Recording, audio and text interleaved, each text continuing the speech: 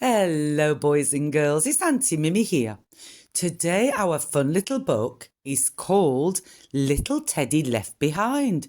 Sounds fun, doesn't it? If you've not already subscribed to the channel, please do so now. Then sit back, get comfortable, and let's begin. Little Teddy woke up and sneezed. Nobody heard him because no one was there. Nicola and Jack had moved to a new house. "I'm all alone," said Teddy. "They've left me behind. They never were very good at packing. I'm all dusty too," he said, and he sneezed, and he sneezed. It grew dark, and at last Teddy went to sleep again. Until the next morning when the cleaning lady's dog spotted him and picked him up. "What have you there?" asked the lady, and when she saw how grubby Teddy was, she grabbed him with her big hands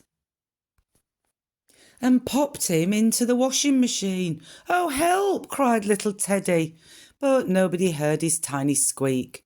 It was dreadful in the washing machine. Teddy was whirled round and round until he was quite dizzy. He growled his very loudest growl, but nobody came to rescue him. At last he was spun dry and the machine stopped. Teddy lay there among all the damp clothes, wondering what would happen next. The cleaning lady opened the machine door and took out Teddy. "You're not quite dry yet," she said. "I am so," growled little Teddy. But she took no notice and pinned him upside down on a clothesline. "I'd rather be dirty and the right way up," he cried. But of course nobody heard his tiny squeak. It was windy and Teddy swung back and forth on the clothesline. It was exciting in a way, like flying in space. All at once the line broke and Teddy fell down, down into the grass.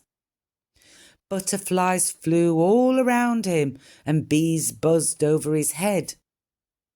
Teddy liked the bright, cheerful butterflies, but he was a bit afraid of the bees. "You scare me," he squeaked, but the bees were too busy to hear him. Suddenly Teddy felt hot breath on his ear. "Oh no," he cried, "it's that dog again." The dog seized the little bear in his big teeth and pushed through a very prickly hedge into the next garden.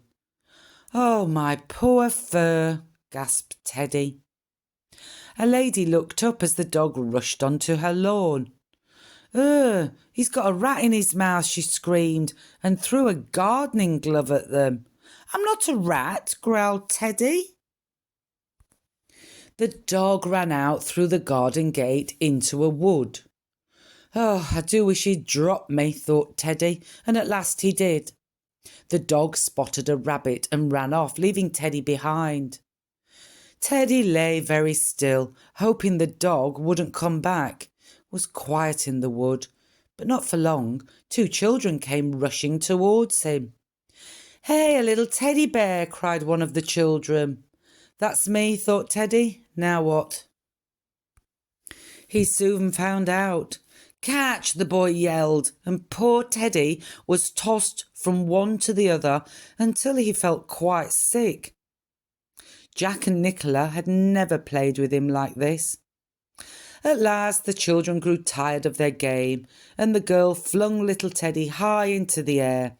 Up, up, up he sailed, right into the branches of a tall tree. No sooner had he landed than he heard an angry chittering noise. "Trying to steal my nuts, are you?" Teddy looked down. At the end of his branch, a squirrel was glaring at him. Teddy tried to explain about the boy and girl and their awful game of catch, but the squirrel didn't seem to hear. "This is my tree," he said, giving Teddy a sudden push. The little bear fell down and landed on a wooden floor. He was lying there, getting his breath back, and worrying whether Jack and Nicola would ever find him again, when he heard children's voices. He tried to growl and he tried to squeak, but they were too small for the children to hear him. The floor was as dusty as the empty room he had left behind. Once again little Teddy began to sneeze and sneeze. The sneezes were louder than the growl and the squeak, and at last the voices came nearer. "Look, there's a ladder. It's a treehouse." Two faces were peering at him, two faces he knew very well. "It's little Teddy," cried Jack.